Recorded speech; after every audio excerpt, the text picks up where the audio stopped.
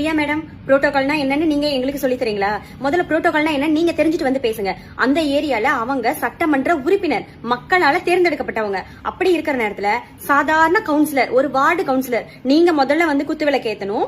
அந்த தொகுதியோட எம்எல்ஏ கடைசியா குத்துவிளக்கு ஏத்தணுமா? இதுதான் வந்து புரோட்டோகாலா? சரி, ஓகே, புரோட்டோகால்னு ஒண்ணு தேவையே இல்லை, வேணவே வேணாம், அதை ஓரமா வச்சிடுவோம். ஒருத்தவங்க ஒரு எம்எல்ஏ கையை நீட்டுறாங்க, அந்த நேரத்துல அவங்கள தள்ளி விட்டு இன்னொருத்தவங்க கையில குடுக்குறீங்கன்னா உங்களுக்கு எல்லாம் மனசுல எப்படி ஒரு கேவலமான புத்தி இருக்கும்? ஒரு நல்ல ஒரு புத்தி இருக்கவங்க இந்த மாதிரிலாம் பண்ண மாட்டாங்க. என்னமோ ஜெயிச்சிட்டோம் அப்படின்னு நீங்க நினைச்சிட்டு இருக்கீங்களா? தமிழ்நாட்டுல இருக்கிற அத்தனை பேரும் பாத்துட்டு இருக்காங்க. தமிழ்நாட்டு மக்கள் இந்த மாதிரி விஷயத்துக்கு என்னைக்குமே சப்போர்ட் பண்ண மாட்டாங்க. அடுத்தவங்களுக்கு மரியாதை கொடுத்து பழக தெரிஞ்சவங்க தமிழ்நாட்டு மக்கள்.